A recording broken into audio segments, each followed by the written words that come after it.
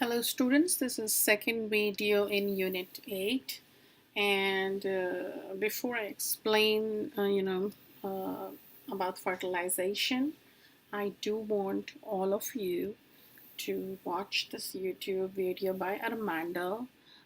He has the best videos about physiology and pathophysiology on YouTube, and they show his videos right from community colleges to universities. So he explains it very well. Okay, so let's go to the next slide. Process of fertilization. You are familiar with a little bit of terminology here because you just did reproductive system with Professor Melholm. Human fertilization. It begins with the menstrual cycle in women. When they're having their periods, that's when it begins.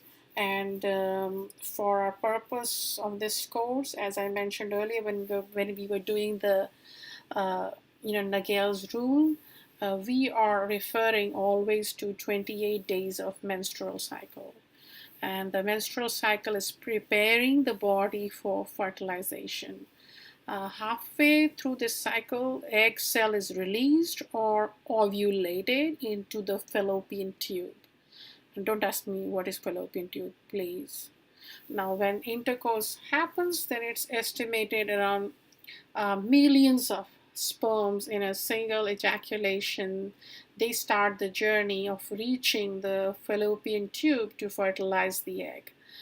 Sperm has to complete this journey within a day or two, or all the sperms, they die. They are not viable anymore. 85% of sperms are not actually structured to travel. So out of them, only 15% of sperms can make this journey to the egg. All throughout the journey, chemical signals, there are some chemical signals in vagina and cervix which are guiding the sperm towards the egg. And sperms, by the time they reach uterus, they're only around 1,000. And now they have to pick the right fallopian tube where the egg is waiting for them. And in the end, it will be almost around a dozen sperms which will be able to finally reach the egg. And each sperm among those dozen sperms will try to penetrate the egg membrane through a release of an enzyme.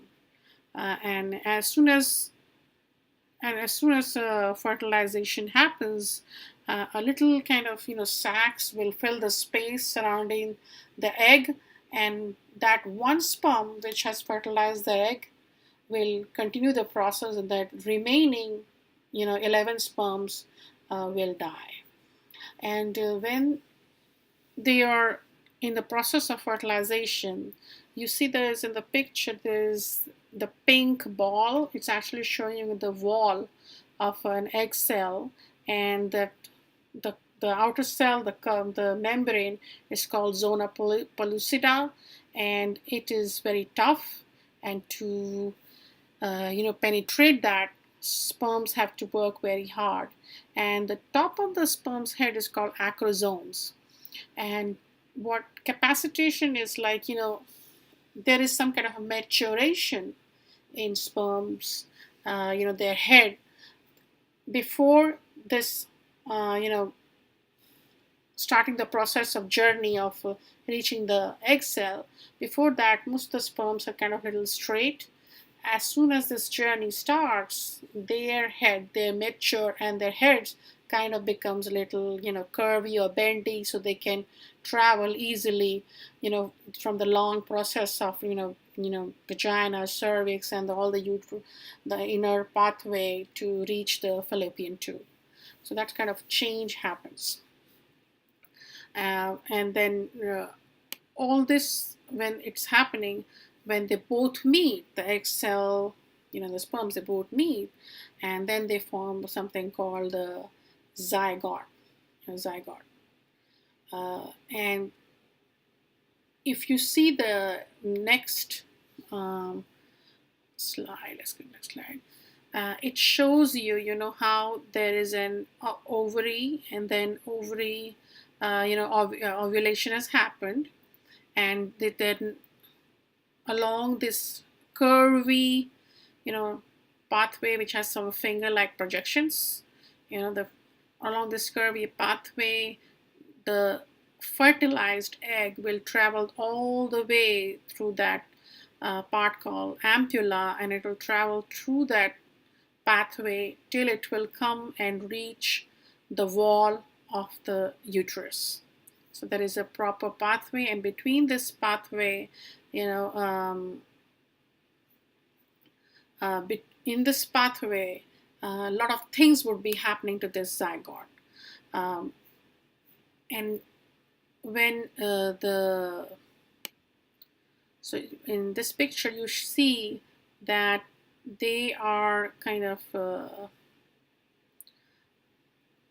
they form zygote. Okay, then after zygote you feel that the second circle, it's kind of divided into two cells.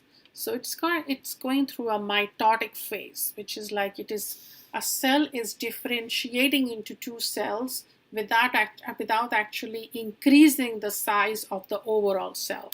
So in that same cell, inside that same cell, it is differentiating into two cells, and then it keeps on growing. It says days 2 to 4, cell division starts taking place, and becoming 2 cells, 4 cells, and then 16 cells, and then a big a cell mass. Day 4 to 5. Blastocyst will happen, and blastocyst has an inner cell mass, and it is a kind of a thin, hollow structure in the early embryonic period, and it has these cells. This cell mass inside the blastocyst will give rise to the embryo, and the outer layer of cells in the blastocyst will give rise to the placenta and other supporting tissues needed for fetal development within the uterus. And so both the inner mass and the outer mass of the blastocyst would be becoming in future the certain parts of this fetus. Around 4 or 5 days after the conception, blastocyst will reach uterus, and when it reaches uterus, it attaches itself to the epithelial lining of the uterus, and at that time the wall of the uterus, it has 3 layers: endometrium, myometrium, and perimetrium. Now during menstrual cycle, endometrium has some kind of a secretory phase. It's secreting some chemicals which makes possible for the blastocyst to make itself, get itself implanted on the uterine wall. So, around between days 5 to 9, the uterine wall, the blastocyst gets implanted. So there is a journey, after ovulation, when the zygote forms, how it travels through this ampulla, and then how it's the one cell, the cleavage, where within one cell 2 cells are formed, daughter cells are formed, then after some period more cells are formed within that same cell, and then a big cluster of cells are formed within that same cell, and where it's called blastocyst, and these masses of cell within this blastocyst will become some tissues, placenta, and all that, and then around 4 or 5 days after reaching uterus, the blastocyst will finally implant itself on the uterine wall, and that's where the whole the human growth and development will start from there. In the subsequent slides, I have given some terminology related to this period, and I would like you all to go through that and memorize it. So the zygote, blastocyst, embryo, fetus, and we call them from the 9th week after conception. That's when the embryo is called. We don't call it embryo anymore. We call it fetus. And then placenta. What is the job of placenta? It provides oxygenation, nutrition, waste elimination, and hormones. It also protects fetus. Now, in this picture, the placenta you see is that flat mass, which says number 2 here. That's placenta. It's placenta. If you look at the picture, it has another name. It's called flat cake, which is next to the baby here. That's placenta. Placenta is that structure, that's tissue, which is responsible for transporting all the nutrients from the mom to the baby, and it does through various processes: diffusion, transport. Pinocytosis is like there's some vesicles on the wall of placenta where it will keep on absorbing stuff from mom towards it. Now, placental hormones are there. These are the placental hormones. Now, once the baby has been delivered, this is a temporary phase. Baby has been delivered, placenta has been delivered. You don't see these HCG there.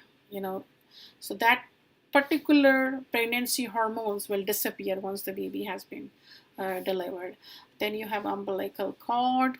It is a rope-like structure that connects the embryo to the placenta, and it is usually in the center of placenta. And I'm not asking you to learn the memorization of it, but I do want to know that it has how many blood vessels, how many vessels in it. It has 1 vein and 2 arteries. So umbilical cord has 1 vein, 2 arteries. It also has Wharton's jelly, which protects umbilical cord from compression. Then is amniotic sac. And what is the amniotic sac used for? It is used for see that fluid inside which the baby is swimming, and it helps to maintain the temperature of the baby, protection from shock, and it also prevents any kind of infection going to the fetus. Now, next slide is human growth and development.